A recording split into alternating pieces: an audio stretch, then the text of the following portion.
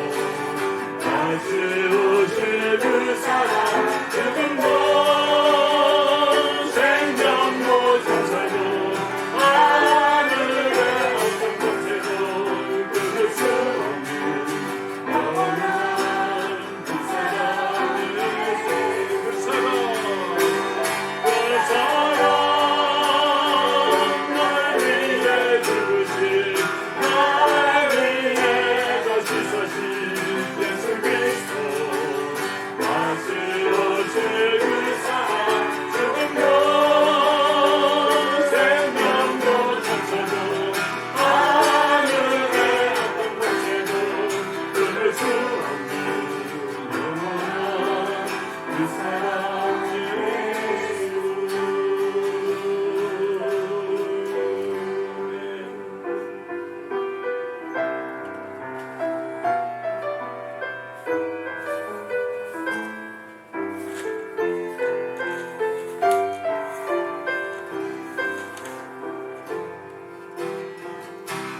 주 안에 우리 하나 모습은 말하고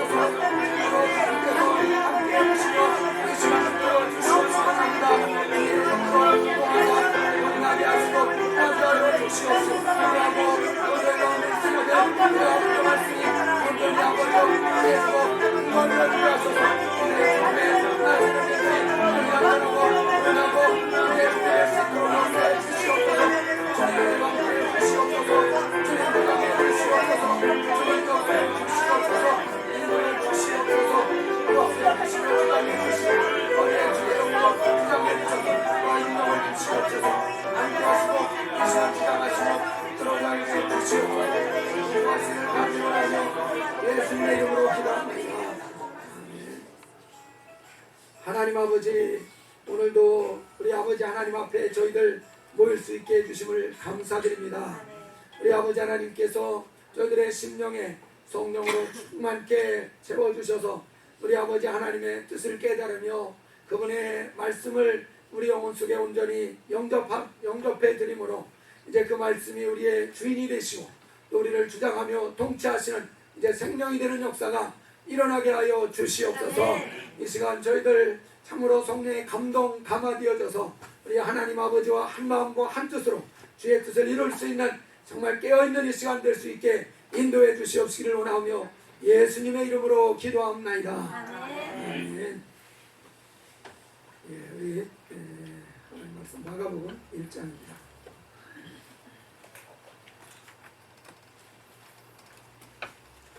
마가복음 1장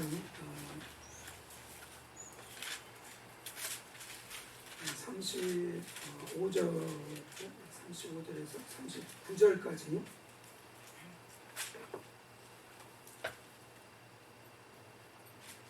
마가복음 1장 35절에서 39절까지 같이 쭉 합독하도록 하겠습니다. 시작. 새벽 아직도 밝기 전에 예수께서 일어나 나가 한적한 곳으로 가서 거기서 기도하시더니 시몬과 및 그와 함께 있는 자들이 예수의 뒤를 따라가 만나서 이르되 모든 사람이 주를 찾나이다. 이르시되 우리가 다른 가까운 마을들로 가자. 거기서도 전도하리니 내가 이를 위하여 왔노라 하시고 이에 온 갈릴리에 다니시며 그들의 여러 회당에서 전도하시고 또 귀신들을 내쫓으시더라.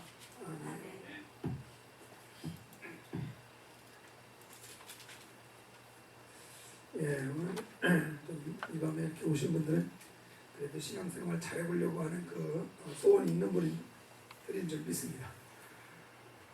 아멘. 아닌가 봐요.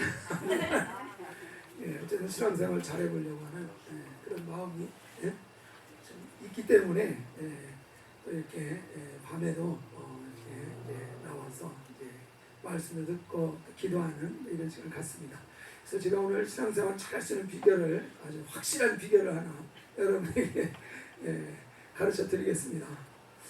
그것이 뭐냐면은 오버리신 예수님 하신 대로 하면 됩니다. 정답이죠? 네. 뭐 불만 있습니까? 이 답에 대해서 불만 있어요. 신앙생활 가장 잘할 수 있는 방법은 모본에 대신 예수님 하신 그대로 따라가면은 정말 베스트로 잘 할 수 있습니다. 그것이 이제 우리가 또 알고 있는 그런 그 일인데 예수님께서는 어떻게 이 세상에 계실 때 이렇게 신앙생활을 하셨는가? 예수님 뭐 신앙생활 하셨다고 좀 이상하지만은 어쨌든 어떻게 그 신앙생활을 쭉 해나가셨는가? 그것에 대해서 오늘 말씀은 중요한 것들을 이제 보여주고 있습니다. 우선은 이 35절에 보면 새벽 아직도 밝기 전에 예수께서 일어나 나가 한적한 곳으로 가서 거기서 기도하시더니 예수님이 신앙생활을 하신 것을 보면 기도 생활을 하셨다는 사실을 알 수 있습니다. 분명히 예수님이 기도 생활을 하셨다고 하면 우리도 기도 생활을 해야지 신앙생활을 잘할 수 있겠죠. 믿으시면 한번 아멘 합시다. 맞습니다. 예수님이 모본을 딱 보여주셨는데 기도 생활 하시는 것을 모본을 딱 보여주셨습니다. 그래서 우리가 예수님이 기도를 했기 때문에 우리도 기도 생활이 필요하구나 하는 거 금방 알 수 있는데 예수님이 어떻게 기도 생활을 했는가 거기에 대해서 이 말씀은 또 구체적인 부분까지도 알려주고 있습니다. 기도를 하셨는데 언제 어느 시간에 기도를 하셨는지를 특별히 여기에서 말합니다. 언제 기도하셨습니까? 새벽에 아직도 밝기 전에 해가 이렇게 떠서 날이 환해지기 그 전에 새벽. 그래서 보통 성경학자들은 이 시각이 한 3시나 4시 그쯤에 일어났을 것이다 이렇게 이야기를 하고 있습니다. 중동지방 그쪽에 해 뜨는 시간 이런 거 생각을 해서 그러겠죠. 그래서 분명히 해가 밝기 전에 새벽에 시간에 기도를 하셨습니다. 그래서 예수님 모본을 그대로 따라간다고 하면은 우리도 기도 시간을 무시로 기도를 해야 되겠지만은 특별히 새벽에 예수께서는 기도를 하셨습니다. 그래서 여러분도 신앙생활 성공하기를 특별히 원하신다 그러면은 이 새벽 시간을 한번 이용해서 기도해 보시기 바랍니다. 할렐루야. 조금 좀 마음이 무거워지셨나요?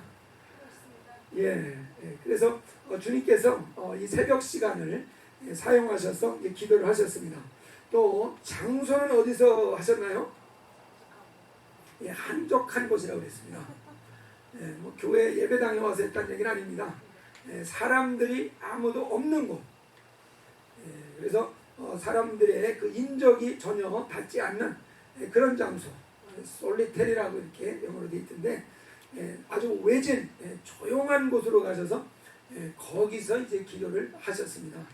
그래서 우리가 정말 주님의 모본을 따라서 신앙생활을 해야지 우리 신앙생활 잘 성공할 수가 있는데 주님이 새벽에 특별히 아무도 없는 조용한 곳에서 구별된 장소에서 기도하셨기 때문에 이 모본을 잘 따라가는 사람이라면 틀림없이 신앙생활에 뭔가 역사가 있을 줄 믿습니다. 그래서 우리가 이 기도 생활을 특별히 이 새벽 시간에 이렇게 하는데 이 새벽 시간에 보면은 기도했던 이런 그 대표적인 인물 중에 하나가 다윗이라는 사람입니다. 이 다윗 같은 경우에 보면 그 시편 57편 8절에 내가 새벽을 깨우리로다 이 말씀이 있습니다. 이 말씀을 보면서 딱 드는 생각이 나는 새벽이 나를 깨우나 아니면 내가 새벽을 깨우나 늘 그 생각을 했어요. 여러분은 어떤 것 같습니까? 새벽이 나를 깨웁니까? 아니면 내가 새벽을 깨웁니까? 새벽에 기도하시는 분들은 분명히 새벽을 깨우는 분들이라고 봐야 될 것입니다. 해가 중천에 막 뜨니까 해가 야 일어나 해 떴어 이렇게 해서 일어나는 사람도 있을 것이고 아니면은 오히려 새벽에 일어나서 막 시끄럽게 떠드니까 새벽이 깨가지고 일어나서 해를 비추는 뭐 이런 그 모습. 그래서 다윗 같은 경우도 보면은 이 새벽을 깨우리로다. 내가 새벽을 깨우리로다. 이런 그 고백을 하고 있습니다. 그래서 또 믿음 생활에 또 많은 사람들이 보면은 이 새벽 시간을 아주 잘 활용했던 분들 중에 신앙적으로 굉장히 하나님 앞에 크게 쓰여졌던 사람들이 많이 있는 것을 이제 보게 됩니다. 그래서 이것이 주님의 모본을 쫓아서 이렇게 행한 일입니다. 근데 제가 잘 아는 목사님 중에 한 분도 이 새벽 기도 하냐고 교회에서 그래서 한다고 그랬더니 그거 그 멍크들이 하는 거를 기독교에서 받아들여 가지고 하는 거라고 막 뭐라고 그러시더라고요. 그러니까 수도승들이 그러니까 절간의 중들이 새벽 불공 드리는 거를 그냥 받아들여 가지고 교회에서 하는 거다. 그러면서 이제 그걸 별로 그렇게 좋지 않게 이렇게 말씀하시기도 하던데 분명히 그 본은 뭐 절에서 그렇게 한다는 거는 뭐 저는 하여튼 잘 몰랐습니다. 근데 어쨌든 성경에 보면은 예수님께서 그렇게 하셨습니다. 그래서 우리가 새벽에 이렇게 기도하는 것이지 뭐 이방 종교가 그렇게 하기 때문에 하는 것이 아니죠. 어떻게 보면 이방 종교가 정말 주님의 이러한 그 방법을 모방한 것이라고 봐야 되겠죠. 주님이 모방한 것이 아니고 주님이신데 모방을 하시겠습니까? 그렇지 않죠. 주님이 하신 것이고 다른 것들이 이제 모방을 한 것이 되겠죠. 그래서 이 새벽 기도하셨는데 주님께서 이 누가복음 22장에 보면은 뭡니까 그 습관을 쫓아서 감람산에 가셔서 기도하시는 그 내용이 나오고 있습니다. 그래서 규칙적으로 이제 기도하는 이 생활이 굉장히 또 기도 생활에 있어서 이 기도를 통해서 우리가 정말 하나님의 역사를 보는 이런 것들이 잘 이루어진다는 그런 것을 또 볼 수 있습니다. 그래서 기도 생활에 중요한 그 힌트들이 세 개나 나왔습니다. 시간은 주님은 새벽에 하셨고 밤중에도 물론 하셨어요. 그리고 한적한 곳에 가셔서 따로 방해받지 않고 기도에 집중할 수 있는 그런 장소를 선정해서 기도를 하셨고 그리고 또 습관을 쫓아서 이렇게 기도를 하셨습니다. 그래서 이게 그냥 습관을 따라서 하는 것이 쉽지는 않지만은, 규칙적으로 한다는 것이 쉽지는 않지만은 분명히 우리 신앙생활에는 유익이 될 줄로 믿습니다. 그래서 우리가 이런 그 예수님의 모본을 보여주셨기 때문에 이런 모본을 좇아서 우리가 또 기도 생활 하는 것이 분명히 도움이 될 것입니다. 그래서 이렇게 기도를 주님께서 하시는데 제자들은 안 했던 것 같아요. 기도 생활을. 일어나 보니까 주님이 없어졌습니다. 어디 갔는지도 모릅니다. 그래서 시몬과 이제 그 함께 있는 사람들이 예수를 여기저기 수소문해서 찾다가 이제 발견을 했습니다. 그리고서 그 예수님한테 하는 얘기가 모든 사람이 지금 주님을 찾고 있습니다. 그러니까 사람들이 깨서 예수를 만나러 올 때쯤 된 거니까 적어도 뭐 밥들은 먹고 왔을 테니까 한 8시쯤 왔다고 봐야 되겠죠. 좀 빨리 왔으면 한 7시 왔다고 그래야 되나요? 그러니까 한 3, 4시부터 시작해서 7, 8시까지 기도를 하신 겁니다. 그러면은 제가 볼 때 한 서너 시간 기도하시지 않았을까 싶어요. 그렇게 기도를 이제 규칙적으로 이렇게 하셨습니다. 그래 이제 사람들이 이제 주님을 찾는다 그랬을 때 주님이 38절에 말씀하십니다. 한번 이거 중요한 말씀입니다. 한번 같이 읽어보겠습니다. 이르시되 우리가 다른 가까운 마을들로 가자. 거기서도 전도하리니 내가 이를 위하여 왔노라 하시고. 여기에서 보면은 제자들이 많은 사람들이 그 동네 모든 사람들이 예수님을 지금 간절히 만나길 원하고 찾고 있다는 그런 이야기를 예수님께 해드렸습니다. 우리 보통 사람들 같으면은 이런 소식을 들을 때 기분이 좋겠습니까? 나쁘겠습니까? 굉장히 기분이 좋겠죠. 인기가 그만큼 있다는 얘기 아니겠습니까? 그렇게 사람들이 찾는다는 얘기는 그만큼 인기가 올라가 있는 상태라는 것을 말하는 것이기 때문에 뭐 기분이 나쁠 것이 없죠. 그런데 주님께서는 다른 이야기를 하십니다. 그 동네로 가지 말고 다른 마을로 가자 그럽니다. 거기 가면 주님 알아보지도 못할 텐데 근데 그 마을로 가자 그러십니다. 왜냐하면 거기 가서 전도해야 되는데 이것을 위해서 내가 왔기 때문이다. 이렇게 말씀을 하시고 있습니다. 그래서 저는 이것을 보면서 주님이 엄청난 유혹을 물리치시는구나 이런 것을 봅니다. 저희 같으면은 다른 마을로 가겠습니까? 아니면 날 찾는 사람들한테로 가겠습니까? 날 알아주고 인정해주는 데로다가 가야 되지 않겠습니까? 요즘 세상 사람들 교회를 이렇게 정할 때도 나를 알아주고 인정해줄 수 있고 또 그렇게 알아주고 인정해줄 사람들이 많은 곳으로다가 되게 가지 않습니까? 그래도 거기 가야 뭔가 있는 것 같고 그러지 않습니까?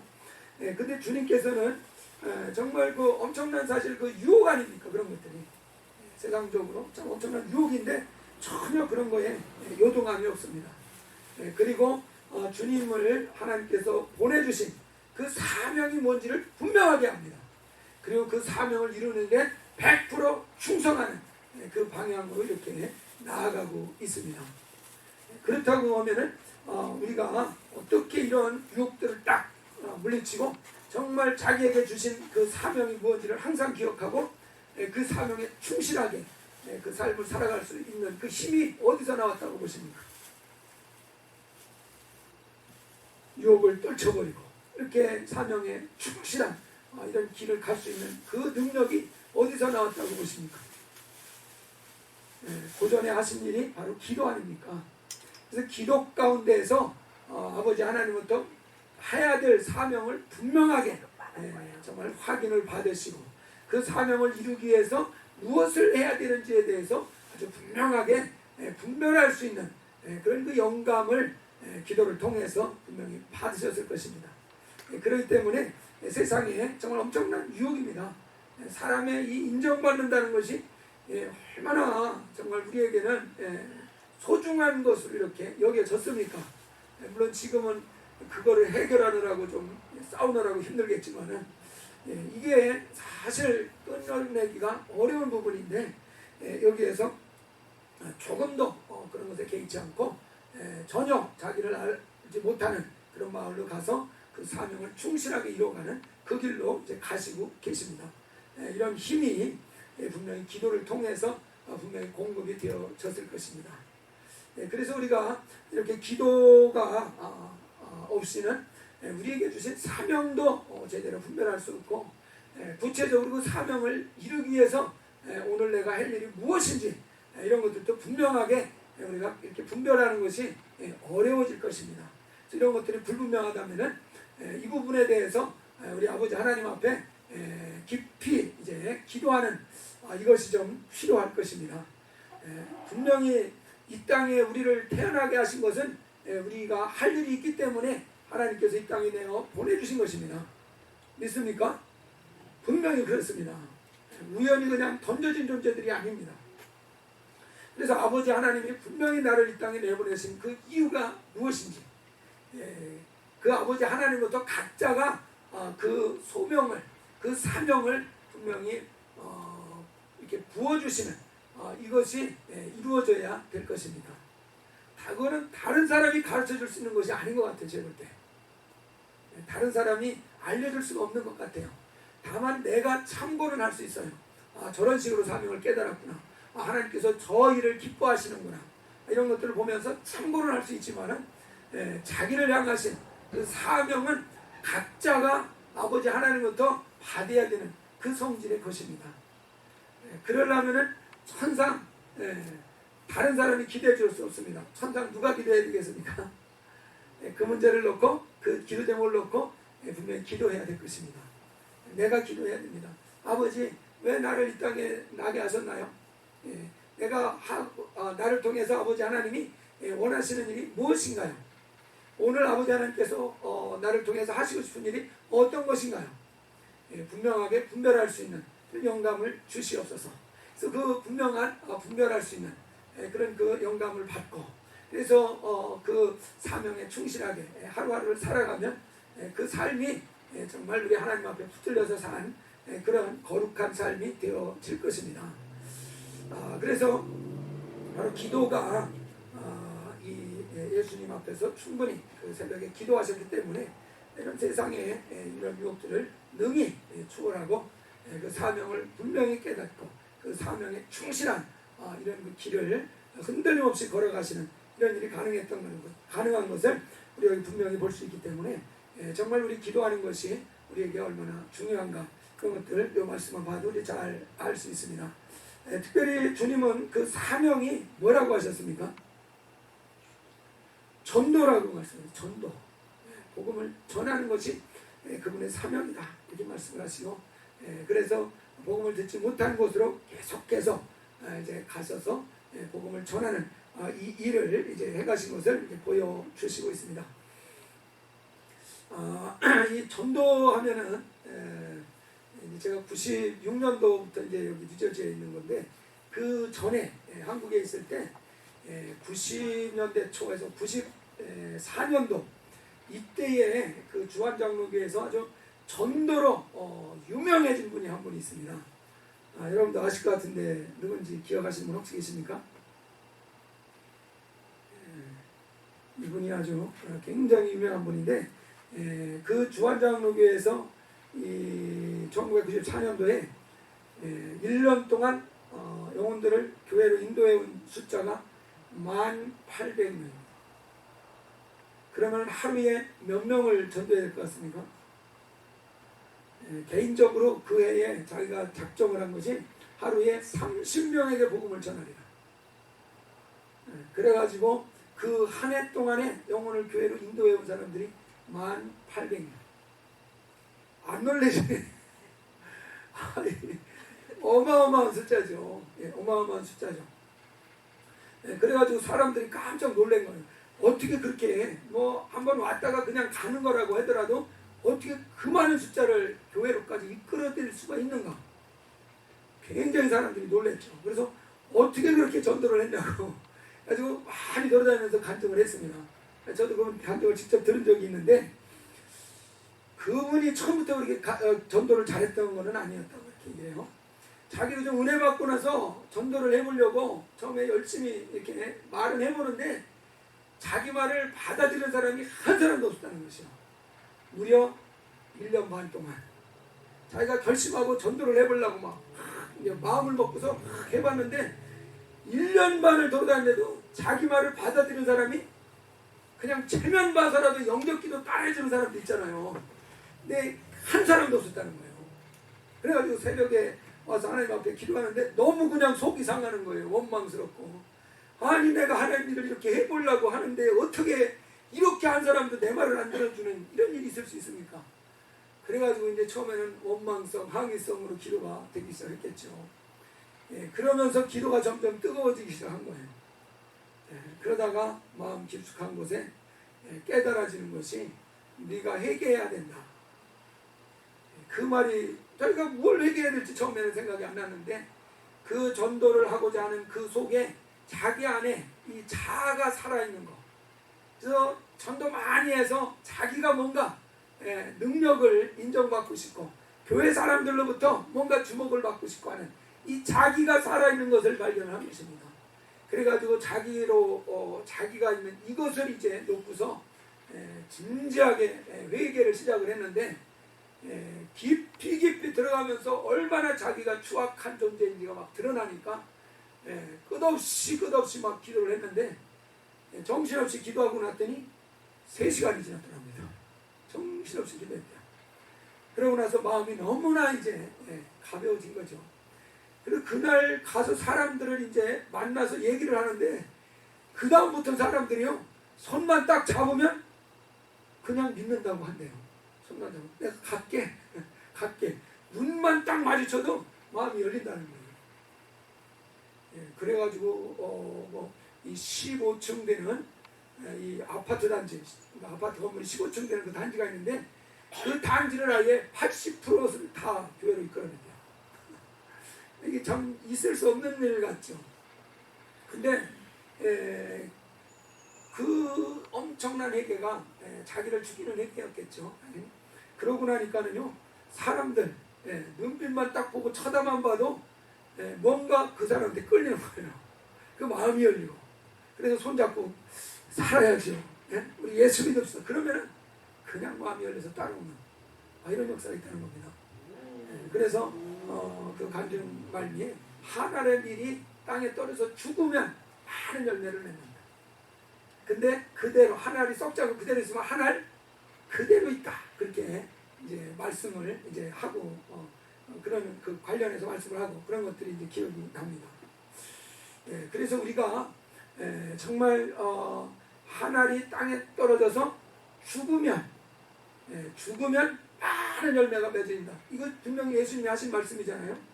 요한복음 12장에. 그리고 안 죽고 그냥 있으면 한 알 그대로 있다 그랬습니다. 그러니까 우리가 열매를 많이 맺느냐 못 맺느냐 하는 이런 그 부분에는 사실 뭐에 달려있는 것 같습니까? 내가 죽는 거죠. 그러니까 우리는 내가 죽는다는 게 무슨 의미인지를 잘 이해하지 않습니까? 자기를 부인하라. 그리고 자기를 십자가에 못을 박아야 된다. 이것에 대해서 분명히 주님이 말씀을 하셨습니다. 그래서 나를 정말 부인하고 나를 십자가에 완전히 못을 박는 것 그것이 이루어질 때 우리 안에 이제 그리스도의 생명이 들어오게 되기 때문에 그리스도의 생명이 내 안에 충만하면은 손만 잡아도 역사가 있을 것 같습니까? 네. 분명히 있을 겁니다. 눈만 탁 바라봐도 뭔가 끌리게 만드는 이런 것이 생길 수 있을 것 같습니까? 그렇다면 지금은 왜 안 되는 것입니까? 답은 딱 나왔죠. 이게 답이 나왔어요. 그래서 참 우리가 이 열심히 지금 풍성한 열매를 정말 맺는 이런 것에 대해서 잘 우리가 배워가고 있습니다. 정말 열매라는 것이 무엇이냐에 대해서 우리가 분명하게 잘 깨닫고 있습니다. 아름다운 열매, 그것을 이제 맺는 그런 일을 하기 위해서 우리 자신을 부인하고 이제 자기 십자가를 지는 이런 그 길을 가고자 하는 이런 그 소원들을 다 가지고 열심히 기도하는 그런 가운데 있습니다. 그래서 우리가 이것이 정말 잘 이루어질 때 얼마나 큰 역사가 있는가 그런 정말 가능성을 분명히 보여주고 있습니다. 그러니까 나에게도 엄청난 가능성이 있다는 사실을 여러분 인정하시기 바랍니다. 엄청난 가능성이 있어. 나를 완전히 부인하고 십자가를 질 때. 그래서 그리스도 예수의 사람은 정과 욕심은 십자가의 못을 박았느니라. 그 말씀을 자주자주 제가 암송을 합니다. 자꾸 정욕이 이제 나를 주장하려고 하고 욕심이 나를 끌어가려고 하는 것들을 느끼기 때문에 그런 것이죠. 이것을 완전히 못을 박아버린다. 그러면은 정말 나를 이끌어갈 수 있는 역사가 이제 성령의 역사가 나를 이끌어가시는 역사가 분명히 우리 가운데 드러나게 될 것입니다.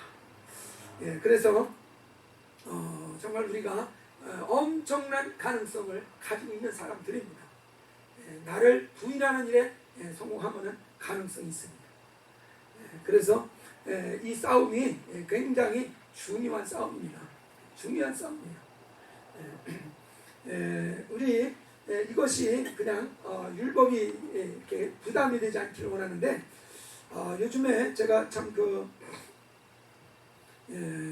마음에 이 생명의 도라는 그 마음을 그 말씀을 계속 마음에 생각을 하는데 이 아담과 하와가 이 에덴 동산에 들어간 것은 그들의 노력이 없이 하나님이 다 에덴 동산을 이상적인 그런 삶의 환경을 만들어 주셨습니다. 그리고 그것으로 아담을 이끌어들인 거 이거는 완전히 은혜 아닙니까? 완전히 그냥 이루어진 것입니다. 그리고 그 에덴 동산에서 아담에게 하나님께서 계명을 주셨습니다. 무슨 계명을 주셨습니까? 선악을 알게 하는 나무의 실과는 먹지 말아라. 먹는 날에는 정령 죽으리라 그랬습니다. 그럼 여러분 이 계명이 이 생명의 이제 생명의 도 계명이라는 얘기죠. 계명? 생명의 도겠습니까? 아니면 사망의 도겠습니까? 선악을 알게 나무 실과를 먹지 마라. 먹는 날은 정령 죽으리라. 이것이 생명의 도입니까? 사망의 도입니까? 분명히 이거는 생명의 도입니다. 생명의 도. 그 말씀 때문에 제한을 받고 그 말씀 때문에 어겨가지고 이제 죽음에 이렇게 이르게 되고 그렇기 때문에 마치 사망의 도처럼 오해하기가 쉽습니다.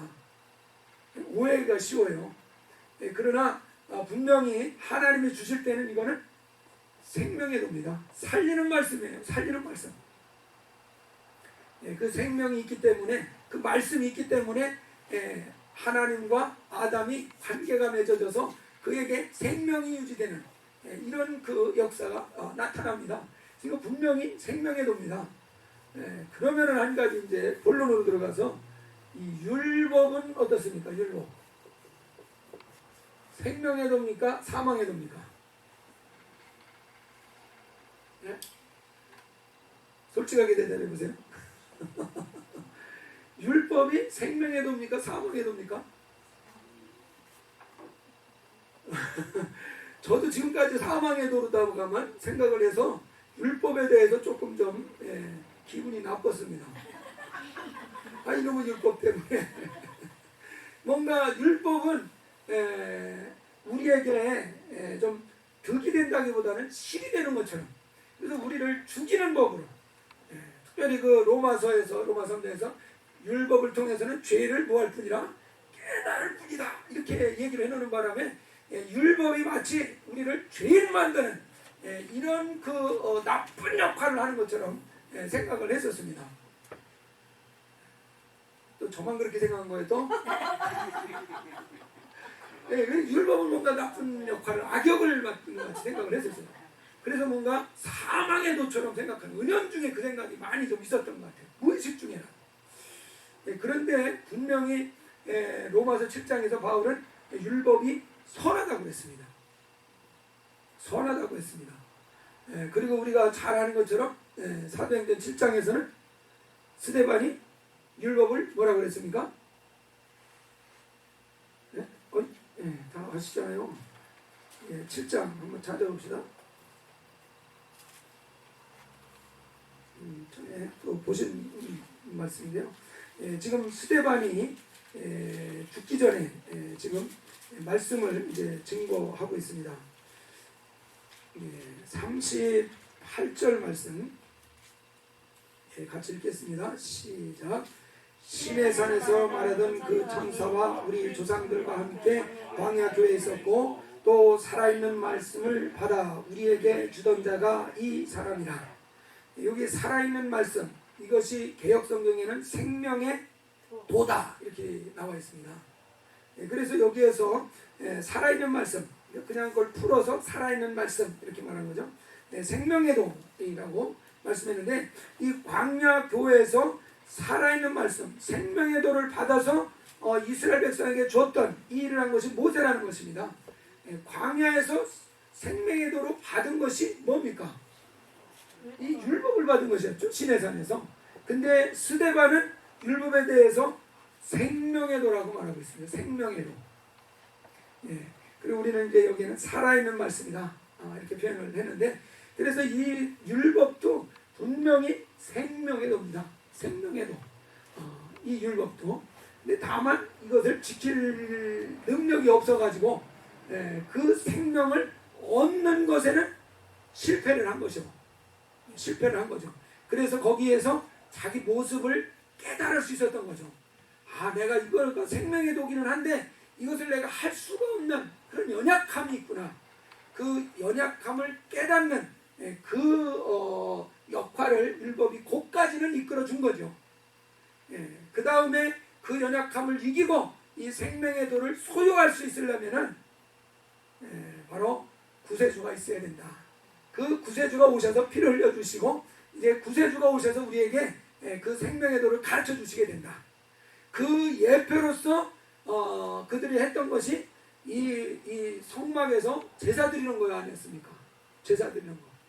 그래서 양의 피를 장을 잡아서 피를 흘려가지고 지성소에 가서 뿌리고 이런 것들이 다 이 대속하러 오시는 그 예수에 대한 그 비유로서 그 일을 하고 있었던 거 아닙니까? 그래서 이 율법도 분명히 생명의 도라고 우리 성경은 말하고 있습니다. 이것도 분명히 우리에게 유익한 것, 살리는 그런 그 법이었습니다. 근데 다만 그 과정을 살리기 위해서 과정을 밟아갈 때 그 과정에서 죄를 깨닫게 하는 거기까지는 율법이 다 이루어갔는데 그 다음 단계 거기를 가는 것은 메시아가 나타나서 이제 죄를 대속해 주시는 것이 필요하다. 그래서 예표로서 양을 잡아서 이렇게 제사를 드리는 그 일을 성막을 통해서 했던 것입니다. 그래서 그것을 완성하기 위해서 하나님의 아들이 이제 오셔서 십자가에 달려서 죽으심으로 그 예표들이 다 성취가 되어졌습니다. 그래서 그 성전의 휘장이 완전히 죽으실 때 찢어져 버렸지 않습니까? 그렇다고 한다면은 이제 우리는 죄를 깨닫고 회개함으로써 정말 거듭나는 이런 그 역사를 이뤄냈을 뿐만 아니라 이제는 생명의 도가 우리 안에 들어올 수 있는 그런 시대에 우리는 살고 있습니다. 할렐루야. 생명의 도를 우리는 마음에 정말 받아들일 수 있는 이 시대에 살고 있습니다. 죄를 이제 용서받았기 때문에. 그래서 이 성경에서 보면은요, 이 놀라운 얘기들 하고 있는데 우리 한번 요한일서 3장을 한번 찾아보겠습니다. 요한일서 3장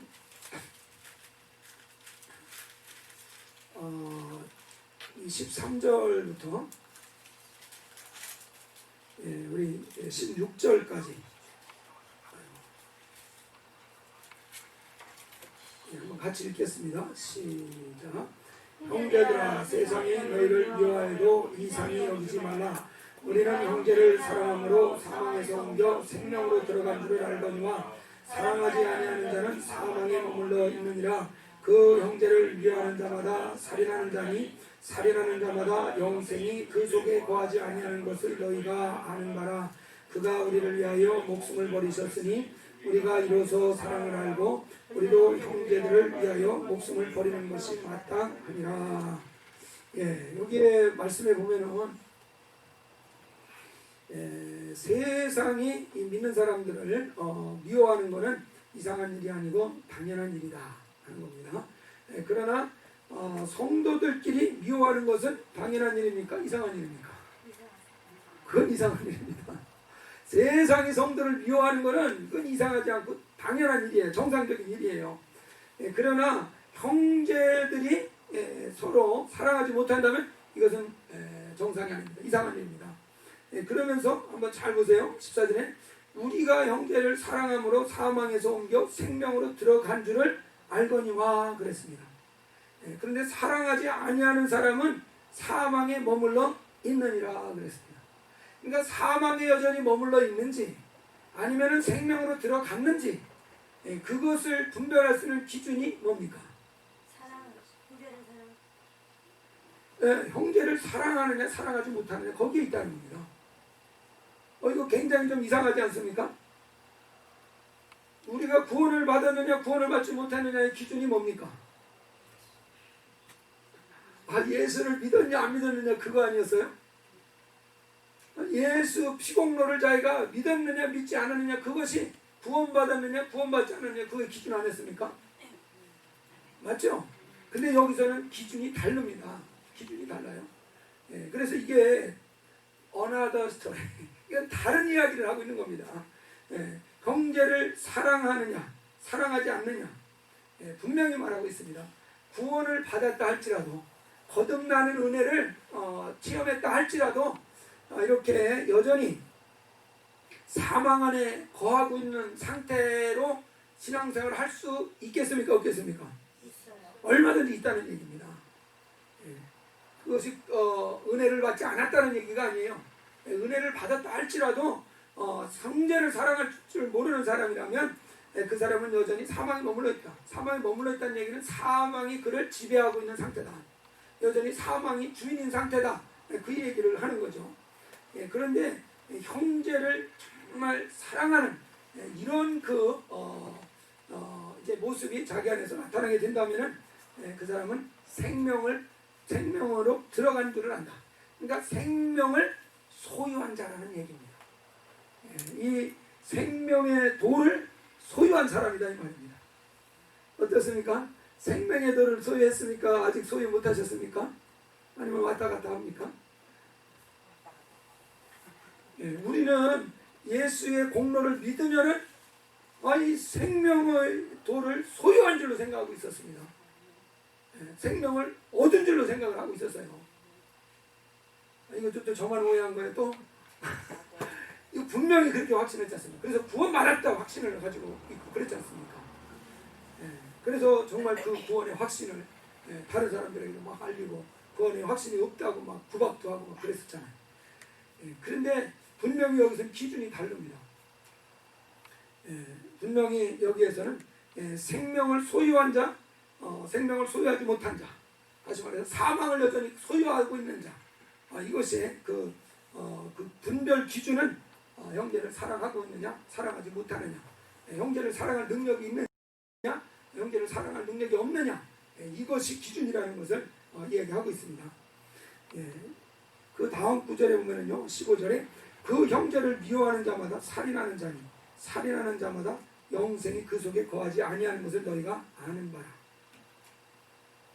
여기에 보면은 더 세게 말을 했습니다. 형제를 미워하는 사람은 뭐 하는 거예요? 살인하는 자라. 그렇기 때문에 그런 사람에게는 영생이 그 속에 있습니까? 없습니까? 없다고 그랬습니다. 예수의 공로를 믿으면 영생 얻은 거 아니에요? 분명히 그렇게들 많이 얘기를 하는데 여기서는 그렇게 말하고 있지 않습니다. 영생, 생명이 그 속에 없는 상태다 그 말입니다.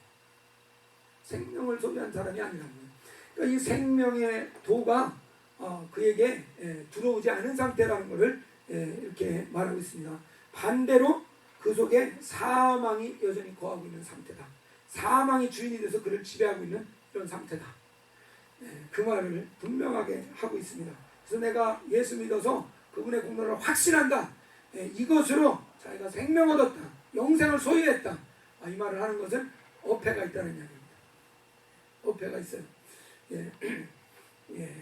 이거 잘 구분을 못했던 것입니다. 우리가. 그 다음에 보면은요 16절 말씀 이거 한번 다시 잘 읽어보세요. 시작. 그가 우리를 위하여 목숨을 버리셨으니 우리가 이로써 사랑을 알고 우리도 형제를 위하여 목숨을 버리는 것이 마땅하니라. 이 말씀 무슨 의미인지 다 아시죠? 그가 우리를 위해서 목숨을 버리신 것 이것이 뭡니까? 은혜입니다. 은혜. 그렇죠? 이게 은혜예요. 날 대신해서 그분이 목숨을 대신해 주고 이거 은혜입니다. 그걸 통해서 하나님의 사랑을 깨닫고 내 죄가 대속되어서 정말 그 죄로부터 해방됐다. 정말 그 죄로부터 내가 이제 용서받았다 하는 것에 대해서 분명히 깨닫게 됐습니다. 그런데 이거를 통해서 아버지 하나님의 엄청난 사랑을 깨달았다. 그 다음에 하시는 말씀이 뭡니까? 우리도 형제들을 위해서 목숨을 버리는 것이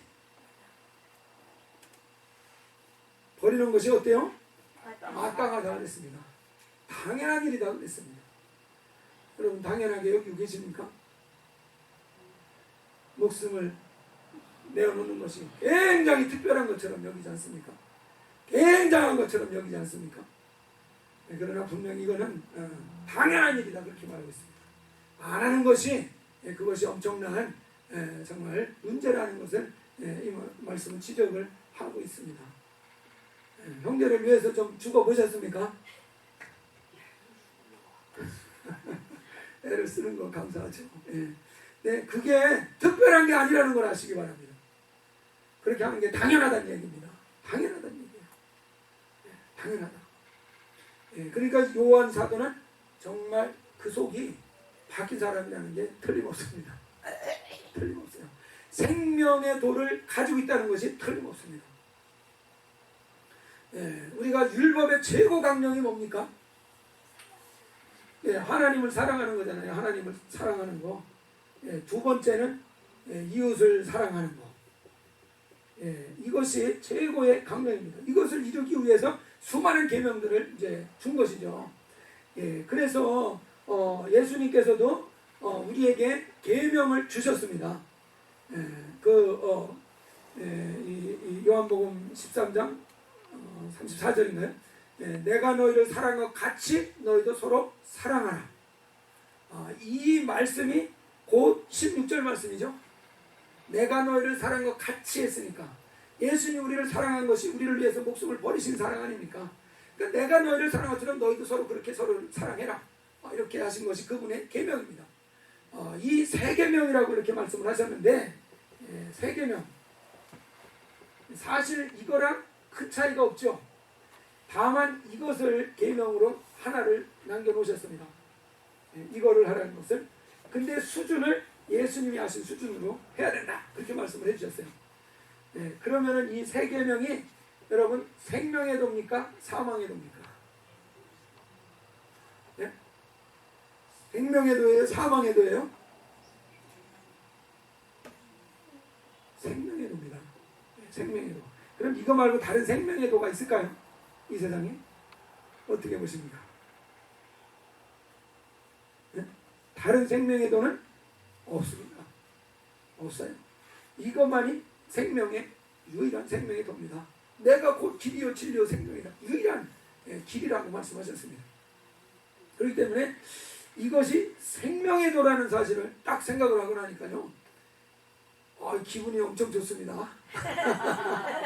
아이고 나는 발견했네. I found. 이게 생명의 도구나. 이게 생명의 도구야. 여러분 죽고 싶어요? 살고 싶어요? 이 시간 죽고 싶어서 나왔어요? 살고 싶어서 나왔어요? 살고 싶어서 나왔잖아요. 그럼 살려면 생명의 길을 가야 될 거 아닙니까? 생명의 도를 여러분 가셔야 될 거 아닙니까? 사랑할 거예요? 안 사랑할 거예요? 이게 생명의 길이에요. 이게 살리는 길이에요. 나를 정말 우리 영을 살리는 거, 혼을 살리는 거 물론 구별을 해야 되겠지만 이게 사는 길이라는 사실입니다. 이게 다른 사람 미워하는 게 나를 높이는 길처럼 수도 없이 악한 놈한테 속아왔습니다. 아주 몸에 그것이 아주 무의식적으로 배 있을 정도로 훈련을 잘 받았어요. 근데 절대 그거는 사망의 도지 생명의 도가 아니라는 것이에요. 그래서 유일하게 내가 사는 길은 이 생명의 도 이거밖에 없다. 믿으시기 바랍니다. 이거밖에 없어요. 근데 순간순간마다 우리는 유혹을 받습니다. 이게 생명의 도가 아니고 이거 사망의 도야. 이거 사망의 도. 일로 가면 죽어. 손해나. 이런 식의 이게 계속 올라옵니다. 이게 누가 그렇게 속삭이는 거겠습니까? 이게 그놈이 하는 거죠. 그놈이 우리 안에서. 일로 가면은 이것을 생명의 도로 알고 이 길로 가기 시작하면은 사망의 도는 삽니까 죽습니까? 이놈은 죽거든요. 이거는 지가 죽기 때문에 죽어라 하고 이 길로 못 가게 하는 겁니다. 그러니까 분명히 생명의 도는 이거 하나뿐입니다. 제가 아무리 성경을 찾아봐도 지금까지 찾아봐도 생명의 도는 이거밖에 없어요. 앞으로도 찾아보긴 하겠지만은 아마 기대하지 마세요. 다른 길 없습니다. 이것만이 생명의 도라고 선언합니다. 그래서 율법도 생명의 도인데 그 생명의 도 이거로 말씀하셨고 주님도 세계명이다. 이게 생명의 도다 하는 것입니다. 근데 우리는 너무나 쉽게 의심을 하는 것 같아요. 의심을 해요. 그래서 정말 딱 붙들으시기 바랍니다. 딱 붙들으시고 그리고서 이것을 믿고 이 말씀대로 정말 하나하나 움직여 보려고 하면은요 이게 은근히 이제 방해가 있지만은 이 방해들을 이기는 것 이렇게 따돌리고 생명의 도를 하나하나 이렇게 행하면 행할수록 이게 확실히 살아나는 것을 느낍니다. 살아나는 걸 느껴요. 그래서 이게 생명의 도인데 이걸 가려놨었구나. 너무 많이 이 부분에 대해서 오해를 하게 만들어놨었구나. 그리고 요즘에 굉장히 이렇게 깨달으면서 이제는 살 길을 분명히 내가 찾았다. 내가 하여튼 열심히 살아가리라.